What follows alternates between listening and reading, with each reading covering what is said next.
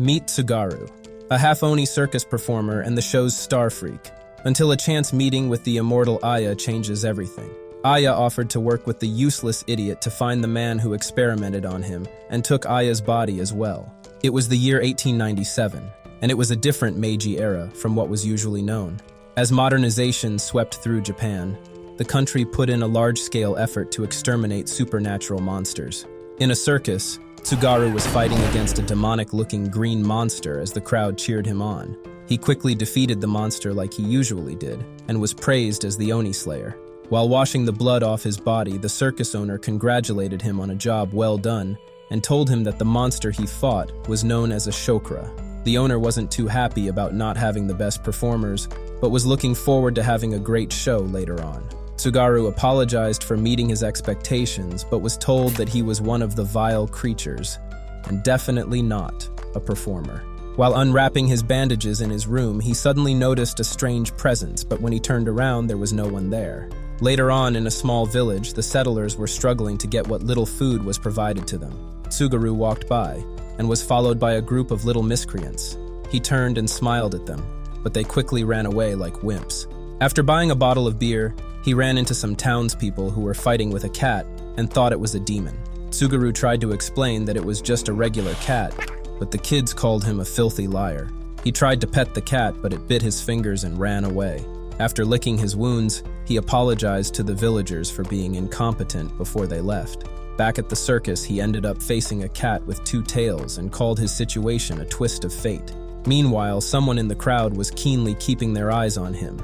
After his performance, he walked back to his room with a stalker following silently behind him. Tsugaru senses something's off, and with lightning reflexes, catches his stalker right as she tries to slip away. He then tried to get a good look at the cage that the maid was carrying. She quickly stopped his attempt and pulled out a rifle, aiming at him. Tsugaru was able to distract her and flush his remaining beer down the gun's nozzle.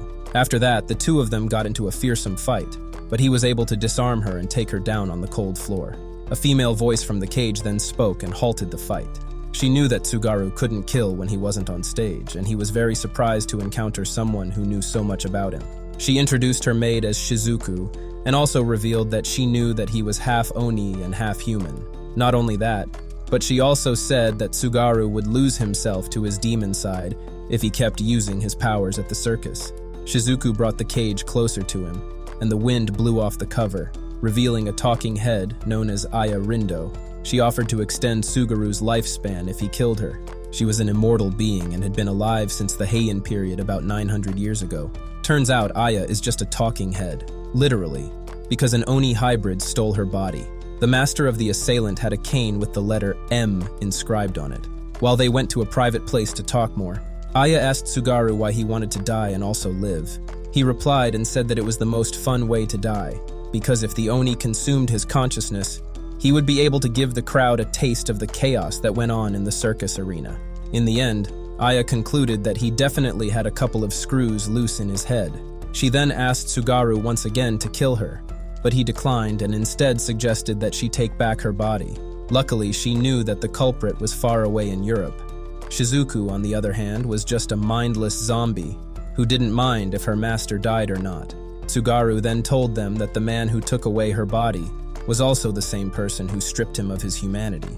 He suggested that they work together since she had the brains to locate the enemy while he had the body to carry her severed head around. Aya was let out of her cage and agreed to go to Europe with Tsugaru, provided that he didn't go back on his word. After that, she said that he needed to consume a part of her to extend his lifespan. Since the cells of the immortal were quite resilient, he just needed to take them into his body, and it would drastically reduce the process of him turning into an Oni. Aya said that she wasn't about to give him her vital organs to consume, so all that was left was either tears, mucus, or saliva. Tsugaru, being a sly Casanova, decided to take her saliva directly since it was the only other reasonable option. As they basked in the moonlight, he picked her head up and kissed her, while Shizuku ended up as a third wheel in all of this. The next year in France, a male vampire was hunting a deer in the deep corners of a forest. He missed his shot and took the deer down with his fangs. After the hunt, he met up with his son, Raoul, who was disappointed that his old man was too useless to use a gun properly. On their way back home, Raoul complained that they were being treated harshly by the humans ever since Count Dracula was taken out. When they got back to their mansion, he told his father to bring out the silver that they obtained from a hunter a while ago. He felt it was too dangerous for them to keep, but the man explained that it was better than letting it fall into the hands of another vampire hunter. Suddenly, the man noticed that the storage room where the silver stake was locked up had been broken into. He met up with his older son, Claude, and then asked the butler, Alfred, if he noticed an intruder. With his kids safe, the man rushed to his wife's side, but it was too late. She had been stabbed like a Thanksgiving turkey, and her blood was all over the room's floor. The next day, news of Lord Goddard's wife being murdered was all over the newspaper. On his way to see the judge, Goddard was swarmed by a horde of news reporters who wanted to know more about his wife's murder. He didn't pay attention to the nuisances until he was stopped by a little brat who introduced herself as Annie. Goddard then told her that the police were as incompetent as they were in real life, and the murder must have been the work of people who didn't like the idea of vampires and humans being at peace. As he got into his carriage, he said that he would hire Aya and Tsugaru because they had a specialty in dealing with monsters. Meanwhile, the duo were in a carriage, and Tsugaru was trying to get the driver to speed up while driving carefully at the same time. With no other choice, Goddard had to rely on the two crackheads since the police and the judge had abandoned the case. When they arrived, Tsugaru was trying to swindle the driver out of his payment because he was a broke piece of garbage. Aya told the driver not to let up and to make sure that he collected his fee from Tsugaru. But while she was talking, the man wondered where her voice was coming from. After getting the driver to accept a lower fee, Tsugaru still told the poor man to get the payment from Lord Goddard. They met with Lord Goddard and settled the driver before introducing themselves. Aya promised to find out the killer of Goddard's wife, but while she spoke, everyone wondered where her voice was coming from. While Shizuku carried their luggage to their rooms, Tsugaru revealed Aya's talking head to Goddard and his sons, which left them bewildered. After Aya enjoyed the sight of the Goddard family, who looked like they were about to piss on themselves, she then asked their father how he found the body of his dead wife. Goddard said that he had never seen a member of his family killed like that. The sight of it made him lose composure, and he screamed like a little girl. He also revealed that his wife, Hannah, was also a human like his butler and maid. While looking at a picture of Hannah when she got stabbed, Aya wondered why she looked so peaceful and why there were no signs of struggle at the crime scene. Goddard confirmed that Hannah was asleep, which was most likely why they didn't hear her scream. Aya continued with her investigation and asked Goddard some questions to further crack down on the case. She found out that only Goddard and Alfred were the ones with the key to the storage room, where the silver stake was kept. But Goddard told her that his regenerative powers would have worked if he touched silver, and it would have taken a week for him to fully recover from the wound. With her questions done, Aya said that it looked like the murderer came from outside the mansion, but there were still some things that didn't make sense, such as, why was there no sign of Hannah waking up, considering that she was far more sensitive to sound and smell than humans? Also, how was the murderer able to find out the location of the silver stake, know exactly where the victim would be, kill her without a sound, and yet be stupid enough to leave evidence of a bottle of holy water behind? While they pondered on these questions, Charlotte hid by the side of the entrance but was scared away by Tsugaru. At dinner, Tsugaru's antics quickly annoyed the Goddard family. His chaotic energy was hard to ignore, leaving the sons to doubt that he could actually help with the murder case. Regardless, their father told them that Tsugaru and his companions were capable detectives. Aya further proved herself by revealing how much of a drunk the driver was, and how his wife was usually the one to wash off the stains from his clothes. Because of the driver's habits, Aya revealed that his wife had sternly warned him to stop drinking. Everyone in the room marveled at how she was able to deduce so much with so little. After basking in her fame, she questioned Lord Goddard about what time he and his family had lunch the day Hannah died. While Goddard and Claude stated where they were after their meal, Raoul acted like a deranged brat and refused to comply because Aya suspected that one of them killed Hannah. After a bit of back and forth, Raoul said that he was in his room for a bit before he joined his father to hunt in the forest. On the other hand, their maid, Giselle, was cleaning up the kitchen before going to do laundry at the time. While going to the laundry, she met up with Charlotte and sang for her, which matched with what Claude said as well. When the butler, Alfred, was questioned, he said that he had gone down to the basement and was adjusting Lord Goddard's schedule. With that, Aya narrowed down her suspects to Claude and Alfred since they were both alone for most of the time. Lord Goddard vouched for his son and Alfred, saying that there was no way either of them could have committed such a heinous crime. Aya reminded him that it was very unlikely that the murder was committed by an outsider. While they argued, Charlotte got frustrated and ran out of the room. Then Giselle chased after her. After that, Tsugaru, Aya, and Shizuku returned to their rooms. Due to some contradictory factors, Aya still had to continue her scrutiny of the situation. She said that she spoke like she knew everything earlier so they could buy time for more investigations. Shizuku was assigned to keep an eye on the two human servants because they were the prime suspects. When she left, Claude interrupted Tsugaru and Aya's conversation. He didn't like the fact that he was being treated as a suspect and proceeded to attack Tsugaru, threatening to snap the fool's neck. Tsugaru was unfazed, considering that he couldn't wait to meet his maker. Claude then left the idiot and went about his business. He would have been tagged as the culprit, but Aya said that his hands were clean, so it couldn't have been him. Meanwhile, Shizuku and the servants were having the most awkward situation as she kept an eye on them. They were only able to talk about how they were all underpaid interns suffering under their different masters. When the clock struck 1, Alfred tried to go to the study room, but Shizuku stopped him.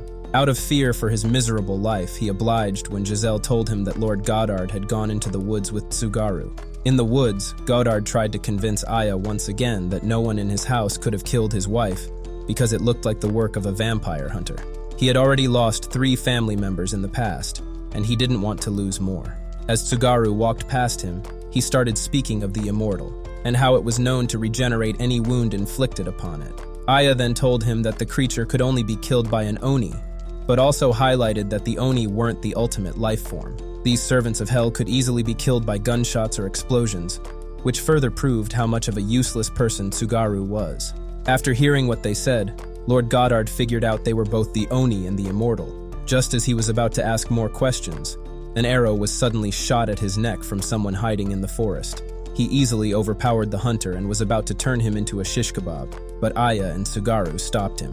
Goddard had concluded that the assassin was the one who took his wife's life, but from Aya's observations, the man had only arrived in town that day. The man introduced himself as Joseph, and Aya concluded that he was truly German. Joseph said that he attacked Lord Goddard because he wanted to avenge Hugo, the other vampire hunter who Goddard had killed.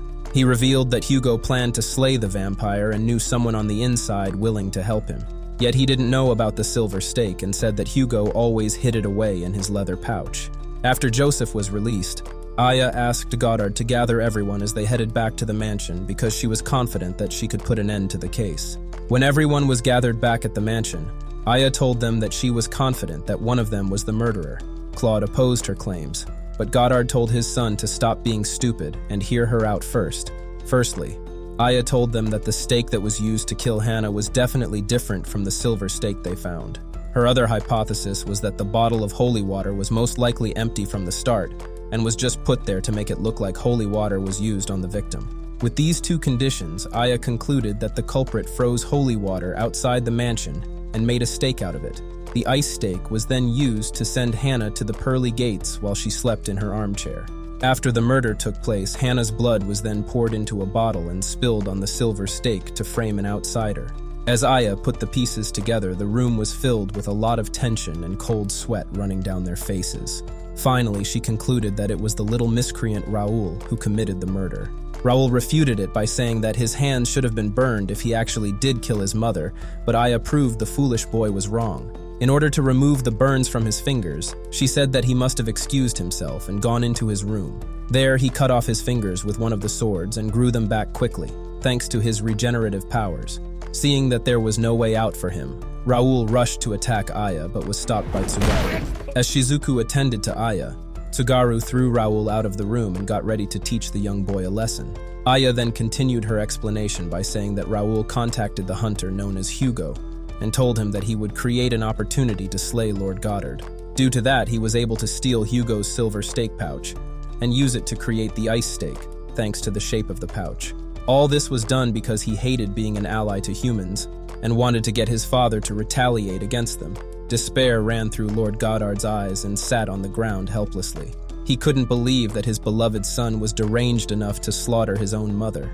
While Tsugaru and Raoul tussled outside, Raoul said that he was going to kill his entire household because he couldn't understand why he had to be at peace with filthy humans. Despite all his big talk, Tsugaru was mopping the floor with his sorry butt. Raoul's injuries weren't healing because of Tsugaru's Oni powers. Raoul tried his best to land a hit, but his aim was as good as that of a stormtrooper. Tsugaru, while having fun beating up a little kid, told him about the period the Oni killers were tasked with purging all the supernatural monsters in Japan. After dealing with Raoul, he returned to the room where Aya and the rest were. Lord Goddard was still struck with despair and wondered where he had gone wrong in raising his son. Tsugaru then told him that it wasn't possible for humans and monsters to live together. On their way out, Annie stopped by to interview Tsugaru and Aya. Tsugaru told Shizuku to load up the carriage with their luggage while he and Aya attended to Annie. Unfortunately for him, the maid decided that was the best time to beat some common sense into his rotting brain. Hence, Aya was left with Annie, while Tsugaru ran away from Shizuku's wrath. Aya then told Annie to get more information from the butler while she spoke with Lord Goddard. She told Goddard that he could still redeem himself and that he shouldn't regret what had happened. After that, she asked him about the mysterious man who had the letter M inscribed on his cane. Goddard said that the man had visited a couple of days ago and was asked to be referred to as Professor. The man asked Goddard to go to London with him, but Goddard declined because of his family. Aya then told him that it was the same man who rendered her a creepy talking head and took the rest of her body. With that done, she and Tsugaru continued on their journey. Within a ship's chambers, Eric, who was also known as the Phantom of the Opera, woke up and saw himself tied to a chair. The mysterious man who captured him revealed that he knew a lot about Eric, and not only did he kidnap him, but he also stole a rare ruby as well. The kidnapper planned to steal a jewel known as the Penultimate Night, which was hidden away in Phileas Fogg's mansion. Eric assumed that the mysterious man must have been a complete crackhead to even think of stealing from Phileas. He then realized that the crazy man was Arsène Lupin, who wanted to recruit him for the crazy mission.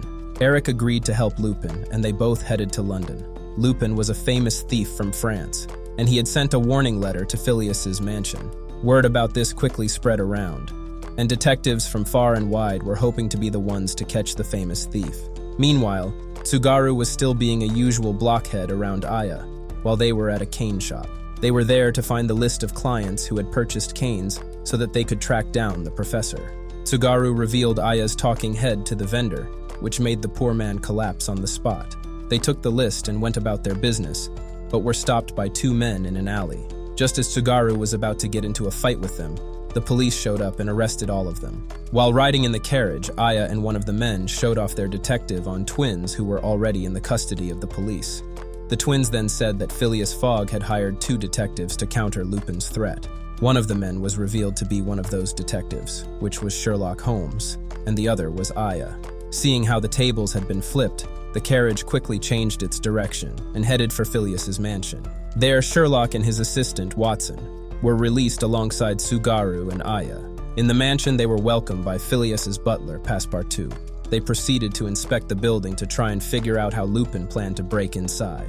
Meanwhile, Eric met up with Lupin and informed him that Sherlock and Aya had arrived at Phileas's mansion. Later, the detectives then met with Phileas, who welcomed them. Sherlock felt that hiring two detectives was too much, and so did Aya. The two of them started bickering like annoying siblings before moving on to a more important matter. In Lupin's letter, he highlighted that he would steal the penultimate night between 11 p.m. and 11:30 p.m., which Aya found very odd. The penultimate night was an 80-carat black diamond that wasn't put on display like the rest of Phileas's possessions.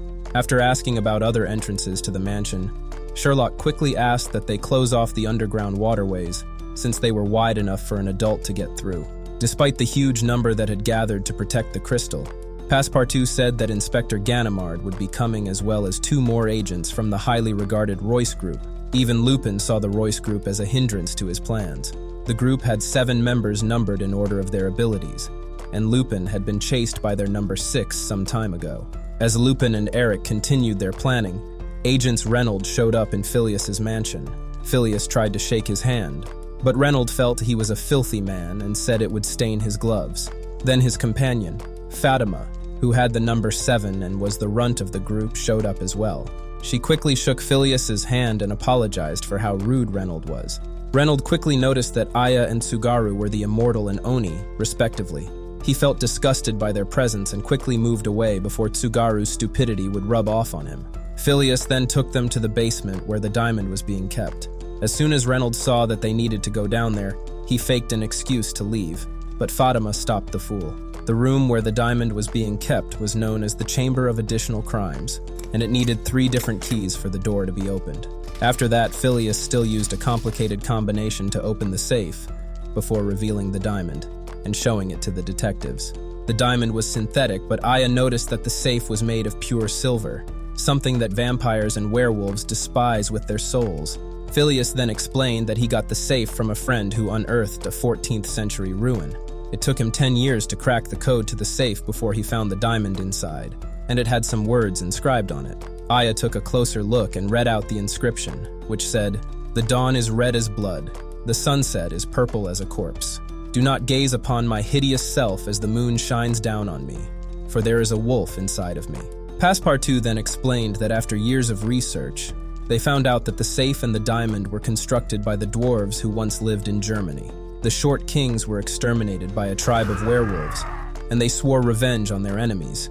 In order to tell future generations the location of their enemy, they created a jewel that would never shatter, and a safe made of pure silver. After listening to this, Sherlock swore to protect the jewel with everything in him.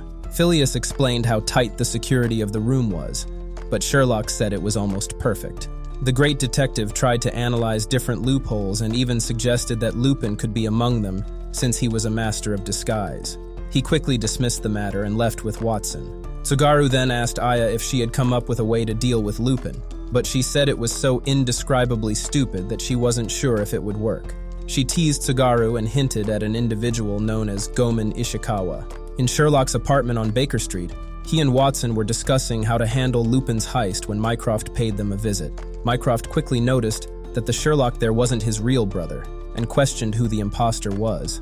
While the imposter tried to brush away his claims, the real Sherlock entered the room. The imposter was then revealed to be Lupin, as he ripped away his mask. Lupin then asked Sherlock what he felt would be his odds of victory against him.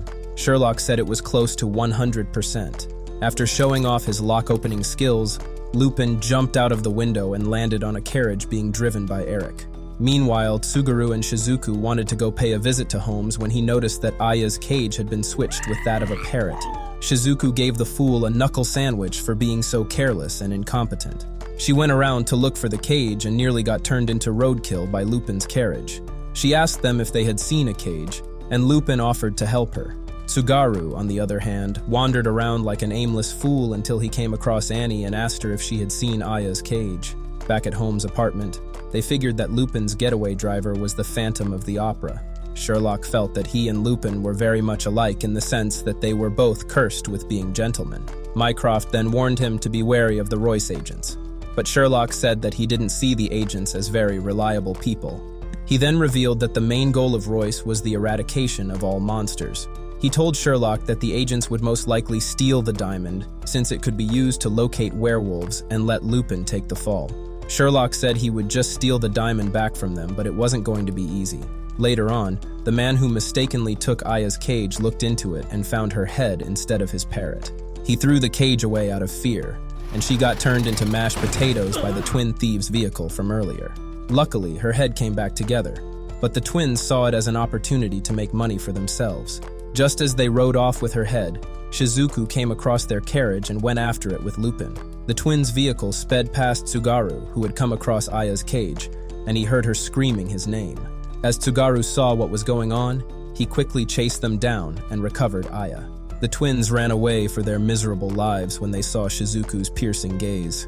After Shizuku apologized for noticing the cage exchange earlier, Aya revealed that she had been riding with Arsène Lupin. Lupin introduced both himself and Eric to the cage user entourage. Tsugaru provoked him as he introduced himself, and they quickly got into a fight. Lupin tricked Tsugaru with some marbles and knocked out his light swiftly. He then warned Aya to drop the case for her own good. After that, the cage user group returned to the Fogg residence to prepare for Lupin's heist. When night came, Sherlock and Watson were being searched at the Fogg mansion. Inspector Ganimard met up with them, and Sherlock dragged the poor man's mustache to make sure it was him. After that silly act, they went into Jules' chambers to meet Phileas.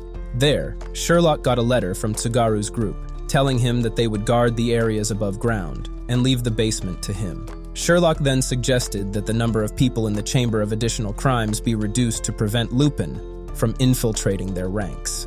Reynolds decided to leave with Fatima because of how dusty and filthy the place was. Sherlock provoked them by asking if it was easier for them to steal the diamond if they left. but Reynolds ignored the question and said that they just wanted to protect Phileas's assets. With 3 hours remaining, they locked the room and waited for Lupin to strike. Moments later, while Tsugaru and Aya watched from above, an explosion went off in the moat to the mansion, and someone disguised as a guard successfully snuck in. When Sherlock got the intel, he fired his bullets into the locks of the room, sealing them in for good until morning. Phileas thought he was insane to do something so crazy, but it meant that no one would be able to enter the room. Sherlock and Watson then placed their hands on the safe as they waited for the clock to strike 11. However, due to the explosion earlier, the chamber of additional crimes started to get flooded with water. They had to think of something fast before they would be drowned to death. With the speed the water used to fill the room, they only had a little time before they would see themselves at the pearly gates. Sherlock admitted that Lupin played tricks with his dumb head when he said that he could open any lock. The Royce agents were then asked to help by breaking through the wall of the basement. Reynolds sent Fatima to help them, while he stayed behind and waited for Lupin. With the water in the room almost to the ceiling, it got darker, and those trapped inside had to hold onto the wall decorations to prevent themselves from sinking. The water pressure had also reduced significantly. Fatima arrived in time and broke through the locked doors. This allowed the water to be forcefully flushed out, and Sherlock's group was saved. When they checked the time, it was 11:30 p.m., the exact time that Lupin said the heist would be over. They checked for the silver safe and the diamond, but they were both missing like Tsugaru's common sense. When they headed to the surface to warm up, Sherlock asked to see Ganimard's handcuffs. He quickly handcuffed the inspector and told everyone that he was actually Lupin disguised as Ganimard. Sherlock deduced that Lupin helped Eric pull the safe through the vent in the chamber of additional crimes because the grate had been loosened by the water pressure. Lupin then took off the horrible makeup and revealed himself. He said that he had won because the diamond was successfully stolen, but Sherlock said it wasn't so. The detective revealed that the diamond had already been taken and put in Watson's coat pocket. Despite that, Sherlock was still outwitted because Lupin took the diamond and used a smokescreen to escape and cause confusion. While the guards hopelessly searched for the thief, Lupin and Eric made their escape. In this round, Sherlock got completely outclassed. Talk about a bad for the world's greatest detective. When they arrived at the greenhouse, Aya was revealed to have been hiding inside the safe all along. She popped it open and smacked some sense into Lupin's head in the process, then called out to Tsugaru, who crashed into the place. Aya knew that Lupin mistook her for Annie and assumed she was a normal human. Prior to Lupin's heist, Aya said that she asked Phileas to put her in the safe instead of the diamond. She was able to hold the door of the same with her teeth, which definitely were made of adamantium for her to have pulled that off. Lupin still felt confident and said that he had Eric on his side, but when he turned around, the Phantom of the Opera took his name a bit too seriously and decided to abandon him like a ghost. As Lupin prepared to fight them, Reynolds showed up to steal the diamond and take them all out. Suddenly, the access bridge got blown off and the professor with his entourage showed up on the mansion grounds. When they got inside, they decided to split up and search for the diamonds. Alistair, along with Carmilla, who had big milk jugs to feed the country, stayed to distract and kill the rest of the guards who showed up. When they split up again, Carmilla was revealed to be a vampire as she fed on a poor maid who was hiding. Reynolds, Tsugaru, and Lupin each started fighting for the diamond, with Reynolds being made to look like a fool by the other two. Later on, Sherlock and Watson arrived in the greenhouse and met with Aya. Sherlock told her that the professor and his group had arrived in the mansion, and they weren't working with Lupin. Aya asked them to bring her along because she was sure that the intruders weren't regular people, and said that her knowledge would be useful to them. Meanwhile, Eric was confronted by Fatima in a storage room. Just when he thought he had managed to escape her crossbows, he suddenly got hit in the back. Back with Sherlock's group, they met with Alistair, the crazy man who loved to burn everyone like a rotisserie. Alistair was a self-proclaimed researcher of magic who went around to various cults and conducted cruel rituals. Alistair told them that he was just a brainless lackey and not the leader of the organization he was currently with. He quickly tried to kill Watson with a needle, but Sherlock saved him. Sherlock recognized the technique that Alistair used, which caused the trickster to show them the rest of his tools. On another side of the mansion, Lestrade ran into Carmilla. He shot at her, but it did nothing. Instead, she was angry that holes were being put in her body. Shizuku arrived at the scene and saved Lestrade while in her search for Eric. She quickly turned to leave when neither Lestrade nor Carmilla had any information about the Phantom. Carmilla felt insulted that someone who couldn't match her jugs was audacious enough to kick her and turn away. She then provoked Shizuku by saying that she would kill Aya. This caused Shizuku to bring out her rifle, and the two ladies started their fight. Meanwhile, Lupin, Reynold, and Tsugaru were still fighting for the diamond as they defied the laws of gravity. Tsugaru managed to get a hold of the jewel, but was kicked into the chapel by Reynold. As the battle raged on, Lupin and Tsugaru decided to temporarily team up to get rid of Reynold first. With the diamond drenched in Tsugaru's liquids and not the nice kind, Reynold was disgusted and said he would have to disinfect it. While Tsugaru continued to yap like an annoying brat, Lupin dropped a piano on Reynold. But, anime logic, he's still standing. Meanwhile, Eric was using the illusion of sound to torment Fatima and slowly tear her up. On the other hand, Shizuku was also getting her clothes torn up by Carmilla as they fought. Carmilla felt that she was a mannerless lady, but Shizuku didn't care about whatever the vampire had to say about her. Shizuku managed to back her into a corner and graze her skin with a silver bullet, but the tables were quickly flipped on her. She dropped her weapon and started shaking a lot while looking like she was about to make happy noises. Carmilla's venom had gotten into her body and it made her feel numb and hot as she fell under Carmilla's spell. Carmilla decided to save her for dessert and cut short the steamy session that they were about to have. Sherlock and Watson were still fighting Alistair when they unfortunately ran out of bullets. Watson asked if he had any other plans, and Sherlock said he would use something called Baritsu. After that, Aya distracted Alistair and decided to have a little chat with him. She asked him why his organization was so desperately looking for the jewel, and he said they wanted to use it to find werewolves and recruit them. When she said that her body had been stolen, Alistair mentioned that they might have it. At that moment, Sherlock ran out and gave the wannabe magician a taste of his own needles. Alistair took out his antidote to use it, but there was a sudden explosion in the room. On the other side of the wall, the professor stood there, and Sherlock recognized him as Professor Moriarty. Meanwhile, in the chapel where Tsugaru was fighting, Eric came crashing down from the ceiling. Then Reynold, who surprisingly had Hulk-like, was still alive and got the piano off of himself. He and Fatima then got ready to deal with everyone else there and retrieve the diamond. As if things weren't crazy enough already, one of Moriarty's lackeys, Jack the Ripper, burst into the chapel and covered the place in a menacing aura. Reynold signaled to Fatima to quickly take him, but before she could react, Jack turned her into minced meat. Reynold rushed to help his comrade, but he got knocked to the side like a piece of garbage. Lupin felt the fight wasn't worth it anymore, mostly because he knew that he stood no chance against Jack. He decided to get out of there quickly, and Eric followed him. While Sherlock and Moriarty confronted each other, Moriarty was surprised to see that Aya was still alive. She then revealed that he was the one who stole her body about a year ago. Still, at that point, she was utterly useless against him. Aya told him that she had 2 assistants, but Moriarty already knew about that. He figured that one of them was meticulous while the other was a brain-dead idiot. He told her that he still had her body, but he wasn't going to return it because it was still a very important sample for his experiments. Seeing that Moriarty was the leader of the organization that Alistair had spoken of, Sherlock asked if he was trying to rebuild his criminal organization by collecting monsters. Moriarty, who had that dog in him, casually took a seat as he responded to his enemies. He told them that he had figured out a way to improve his organization. Moriarty had taken in an apprentice who wanted his body to be combined with that of a monster, so that he could become strong.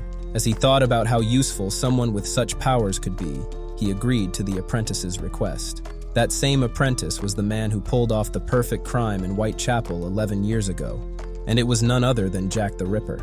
Back at the chapel, Tsugaru tried to stop Jack, who had taken the penultimate night, and they got into a fight. Jack had the same type of markings on his body that Tsugaru had, which suggested that they had been put through the same type of experiment. He was unfazed by Tsugaru's initial attack, so Tsugaru decided to get a bit more serious. However, Moriarty continued with his explanation to Holmes and Aya. He and Jack had gone to Japan in search of the Oni and the immortal in order to create the perfect being with intelligence, strength, and regenerative abilities. Out of those he forcefully experimented on, only Jack survived, making him powerful and nearly indestructible. During Moriarty's experiments, he also found out that Aya's body was different from other creatures. She then acknowledged that some other eccentric scientist had tampered with her body about 950 years ago. To make Jack even more overpowered like an isekai MC, Moriarty hunted down a vampire known as Ezelion von Klatka and mixed in his cells as well. With all this, Jack was so strong and invulnerable that he would give Goku a run for his money.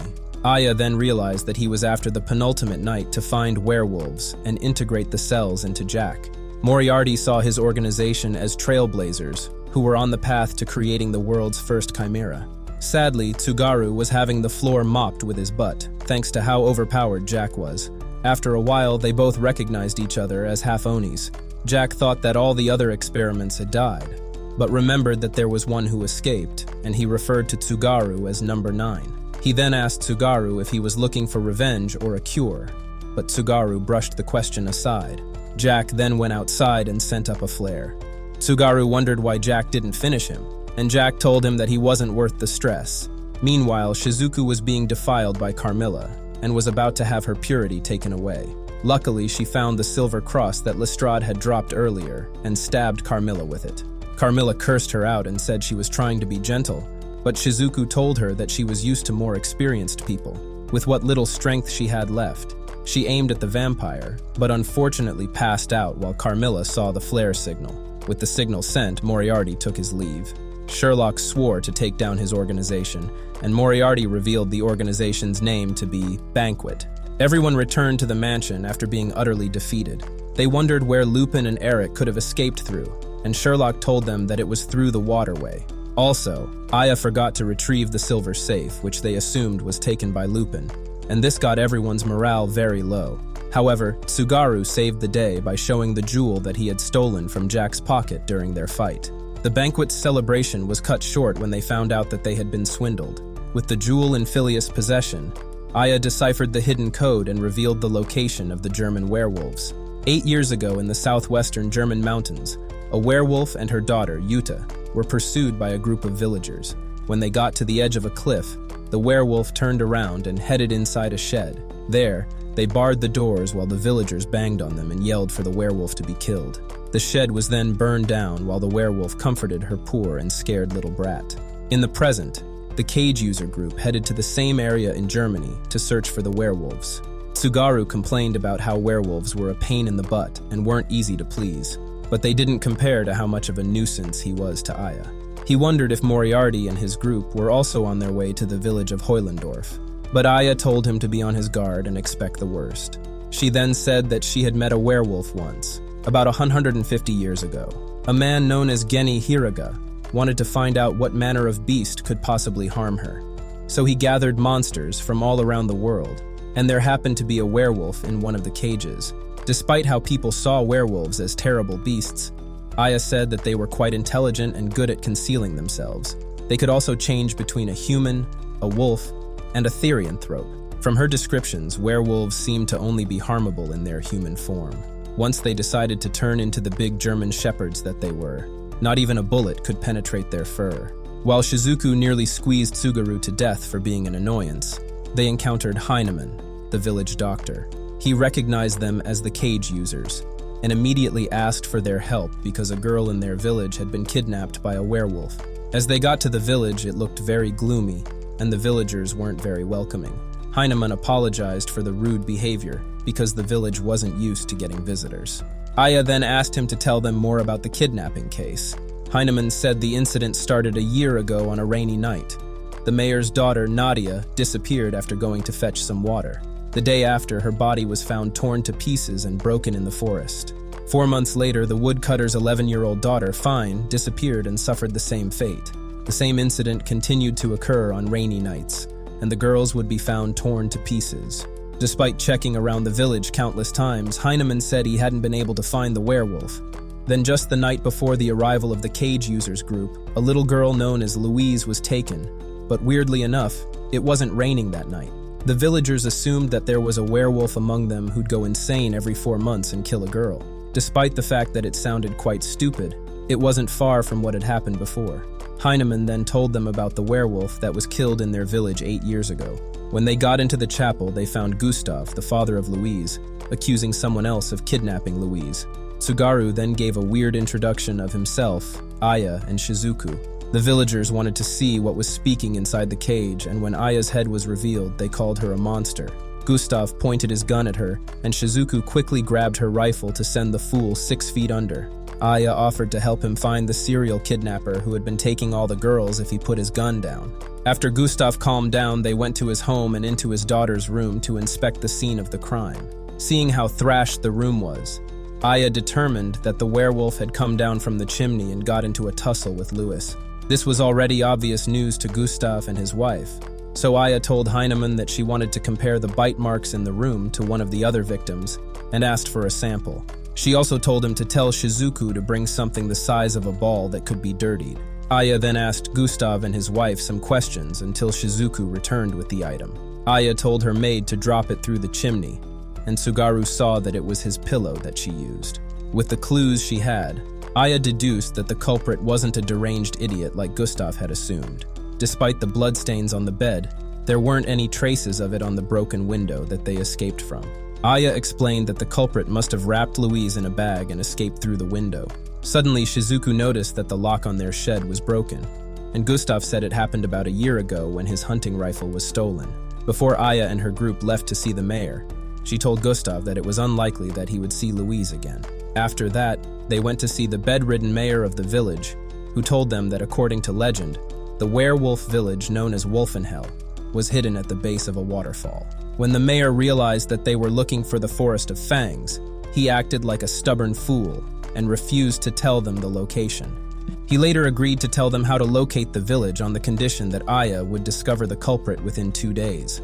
Meanwhile, 2 Royce agents arrived at Schneider station. After asking the mayor if he knew why his daughter was targeted or why all the victims were female, Aya deduced that the culprit may have had a motive other than sating their hunger. Lastly, she asked if the mayor believed that the culprit was from his village, and he said he didn't. The only suspects he had were the outsiders, which were Heinemann, Knut the engineer, and Alma the artist. But the mayor had tested these 3 people, and their keen senses made him believe that they were innocent. With his knowledge about werewolves, he explained that they usually controlled their lineage and were selective in breeding in order to produce the strongest child. Hence, this made the werewolves very powerful, and he said that the latest generations were unaffected by silver and holy water. Their only weakness was when they were in their human form, but the mayor still felt that the werewolves could eventually become invulnerable in their human form.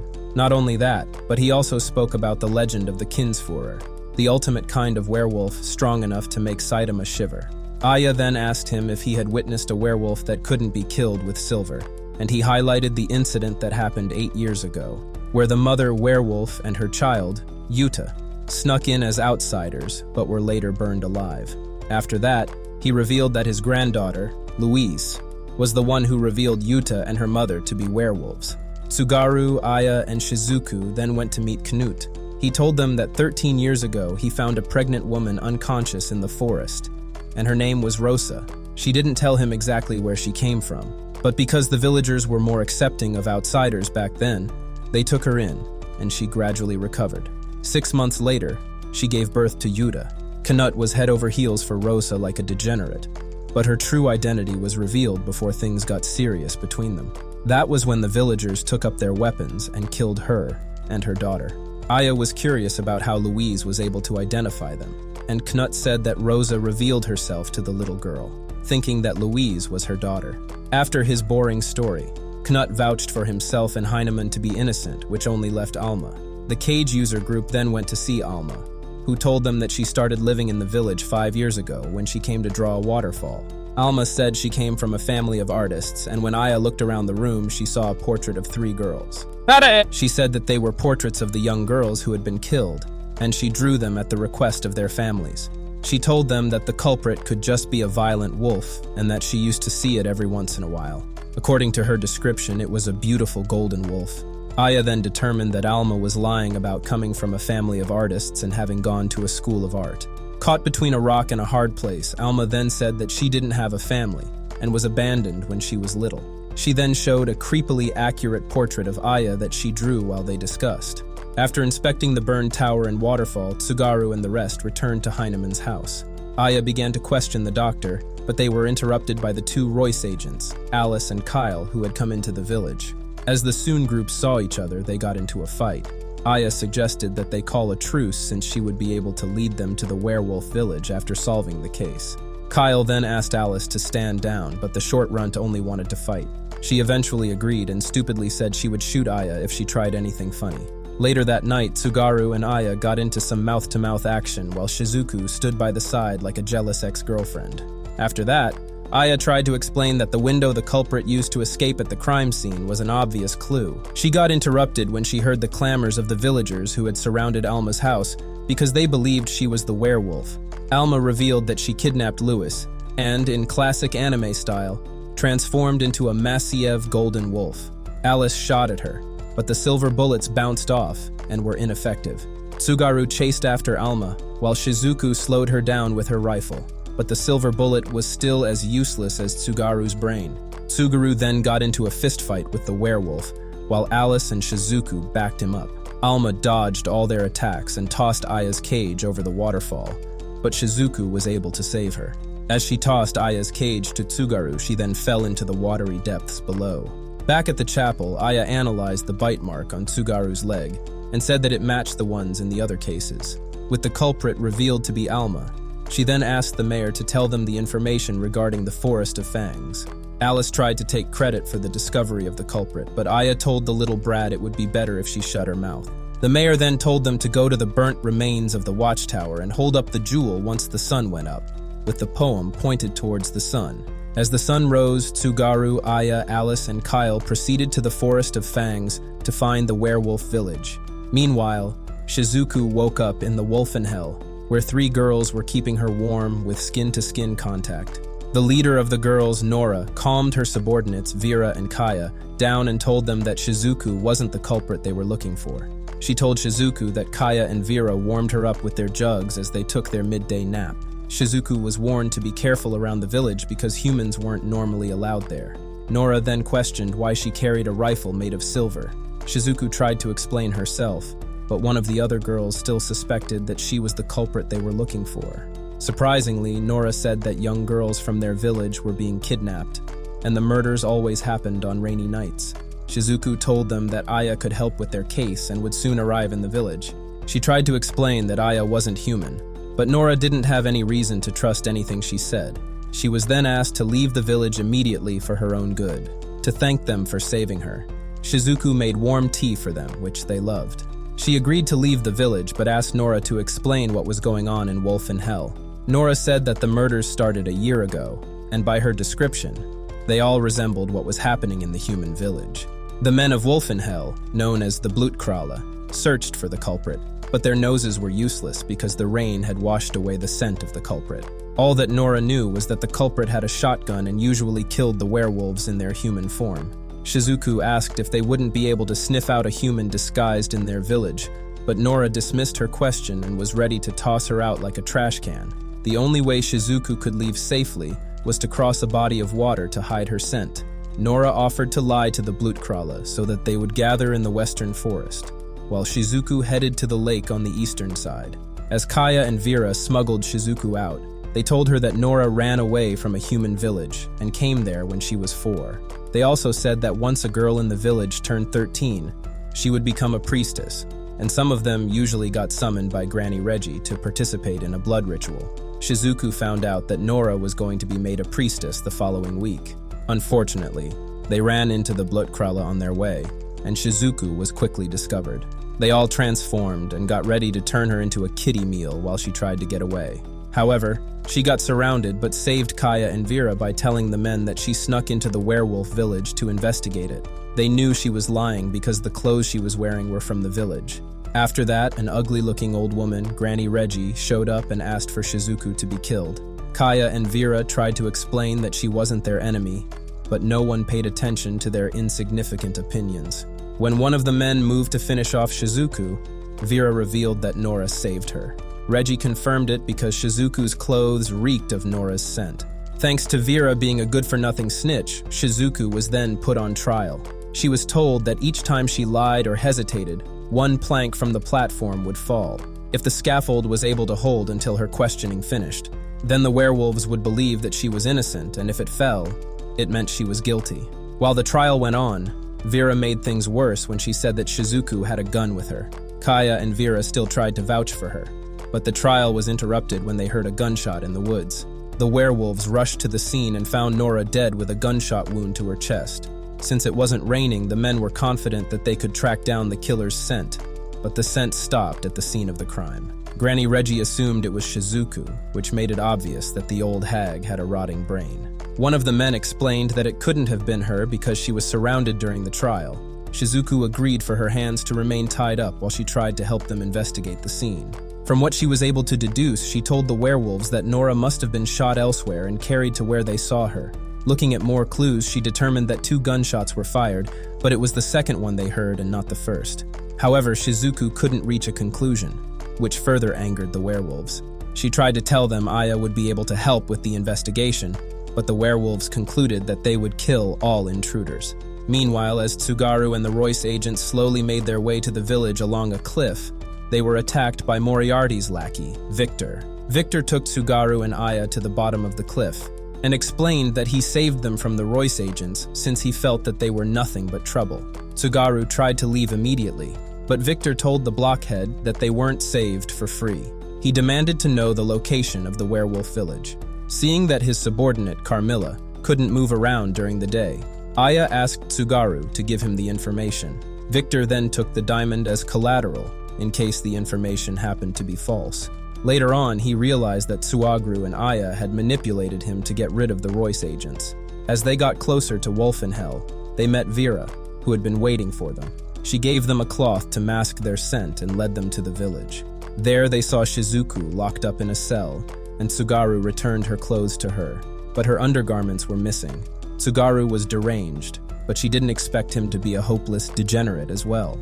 Aya then asked her for the results of her investigation. After that, Tsugaru asked Kaya if there was a werewolf known as Alma in their village, and she said that no such person lived there. Aya figured that was the case and asked them if Shizuku could be allowed to escape. The girls told her that would be impossible because the Bluktrala would find out, and it would make matters worse. While the Bluktrala were already on their tail, Aya used Tsugaru to gather more clues at the scene where Nora's body was found. Just as the werewolves closed in on them, they spotted a hidden switch on the conical rock. They entered a secret underground passage, and the werewolves lost their trail. Aya explained that the underground passage was the only reasonable explanation as to why the werewolves never heard the first gunshot and lost the scent of the culprit. They followed a trail of blood and found the gun that was used to kill the girls and the bag used to carry them to the surface. Aya realized that the gun was the stolen one that Gustav spoke of earlier. As they investigated further, Alma's dead body was found in the passage, but Aya said that she wasn't killed there. They emerged from the end of the passage, and it led to the burned watchtower. There they met with Heinemann, who was confused to see them. He showed them Louise's original dead body. Aya then confronted Louise's parents, who revealed that they were good-for-nothing deadbeats and treated Louise poorly when she was quite young. The day Louise's parents took her to the northern forest to pick flowers, they brought her out of her wheelchair and abandoned her there. That evening, Louise came back with Yuta, who saved her, but betrayed the girl and exposed her to the other villagers to prove her worth to them. The case seemed to have gotten more complicated for Tsugaru, but Aya told him that it was plain and simple. According to her, the key clue was the window in Louise's room. After that, she and Tsugaru returned to Wolfenhell to free Shizuku from her prison. Vera distracted the guard and led them in, then returned Shizuku's gun to her. Aya said they would return to the village at the right time, and asked Vera some questions to confirm her suspicions. Tsugaru led the 3 werewolves, who tracked them down to a secluded area and fought with them. The other werewolves had discovered another dead body, but it was slaughtered in a different way. Tsugaru successfully dealt with the last wolf, but Shizuku was hoping that the fool met his maker. Aya and Shizuku were being led by Vera, who noticed something was off on the west side of the village. There, the Royce agents had rallied the humans into Wolfenhell to slaughter the werewolves. The banquet members joined in on the chaos that had ensued, and the entire village was set ablaze. Aya asked Shizuku to save Kaya, while she stayed behind with Vera to dig up a nearby grave and unravel the last clue that she needed to solve the mystery. When Shizuku got to the village, she saw Kaya and some other female werewolves who had been stripped of their purity and looked like they had a good time, thanks to Carmilla's venom. Alice was confronted by Alistair, and she started whining like a wimp. At the same time, Shizuku faced off against Carmilla, and they continued their fight from where they left off in London. Victor was getting wrecked brutally by Kyle, but Tsugaru showed up to save him and return the favor from earlier. Together, they defeated Kyle, and Victor returned the diamond to Tsugaru. He also told Tsugaru that Aya's body was locked up in Moriarty's base in London. While Shizuku and Carmilla fought, Carmilla wondered why Shizuku was showing off her cakes and not wearing any undergarments. They continued teasing each other until Shizuku was caught in some kind of harem illusion. Her fantasies were cut short when she woke up, leaving their match in a draw. On the other side of the village, Alice used her trick-shooting skills against Alistair but got outwitted by the magician and was injected with a slow-acting poison. As the rest of the humans and werewolves got ready to rip each other to shreds, Aya arrived at the town square and told them that she had identified who the killer was in the two villages. She revealed the culprit to be Louise of Heulendorf, also known as Nora from Wolfenhell, and also Jutta. Gustav was confused, and Aya explained that his daughter was replaced by an imposter. The entire crowd could believe their eyes and ears as the golden wolf appeared. Aya explained that she discovered the truth when she went into Louise's room. A werewolf's therianthrope form couldn't have fit through that window, and neither could a human have climbed through it. So Aya said that it likely jumped through in its wolf form. The only other explanation was that the imposter Louise had planned and staged her own kidnapping. Even when the golden werewolf appeared in Heulendorf, Aya, with her superpowered brain, knew that it wasn't Alma, but the imposter Louise who had actually appeared. The real Alma was killed right after the cage user group had visited her, and Aya revealed that her body was found in the underground passage. She also told them how she found the underground passage at Nora's murder scene. Despite all the evidence that was laid out, Granny Regi still insisted that Nora's murderer was a human. Aya refuted the raggedy old wretch and said that the only possible conclusion was that it was a werewolf. She had also found signs that someone lived in the underground passage, and on the walls, there were 18 months' worth of tally marks designated as a probation period. Due to the height of the tally marks, she deduced that it was done by someone who couldn't stand, which was the real Louise. But by the time they found the cave, Louise was gone. Since Louise and Nora were close in age, Aya thought that if Nora had been killed in the underground cave where Louise was staying, then perhaps the body they found was not that of Nora, but Louise. The pieces finally came together, and Aya said that Jutta, who was able to escape to the werewolf village, changed her name to Nora, and later took the place of Louise. She would then go back and forth between the two villages, playing both roles of the two girls. This was possible because the two villages had poor communication skills, like Neats, and they were active during opposite times of the day. When Aya had returned to Heulendorf, Louise's corpse was found, and the injury was in the same location as Nora's own. She said that the same corpse had been reused by Nora, who dug it up and devoured the flesh above the gunshot wound to make it look like a werewolf attack. With the help of Vera, when Nora's grave was dug up, the coffin was found empty. With that, Aya proved that she was a way more competent detective than the fraud known as Sherlock. She was still impressed with how Jutta carried out her revenge. Jutta was upset with how the two villages treated her mother and decided to get back at them by turning them against each other. She revealed that Louise was in support of her plan, and they actually came up with the plan together. Everything would have gone according to her plan if the cage user group didn't show up when they did. Jutta admitted to every single atrocity that Aya revealed she did. After that, she fled the scene and returned to her cave. Granny Regi, being a deranged witch, begged her to come back because she felt that the werewolves were close to obtaining the Kindsführer, which they had sought for a long time. When Jutta got to her cave, she met Tsugaru, who was told to wait there and capture her. She threatened that she would kill him if he didn't let her through, but Tsugaru did his usual thing by uttering useless and annoying words. Jutta transformed into her wolf form and put out all the candles in the cave. Using her senses as an advantage, she started cutting up Tsugaru, who couldn't see a thing in the darkness. Plot twist. Tsugaru had been baiting her all along. Classic anime move.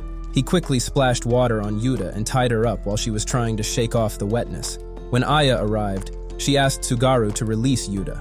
She felt she was wrong with her deductions and realized that Jutta was protecting the female werewolves from being used as baby factories to achieve the Kindsführer.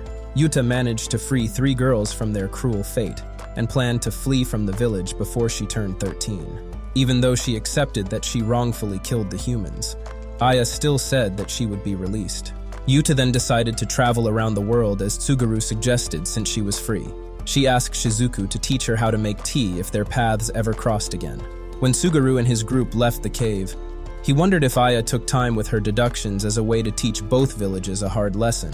Regardless, they were done with the matter, and all that was left was to continue their fight. Tsugaru told Aya that Victor said her body was still locked up in Moriarty's basement in London, so the group prepared to return there and complete their original mission. If you loved this video, don't forget to like and subscribe to our channel. See you guys next time.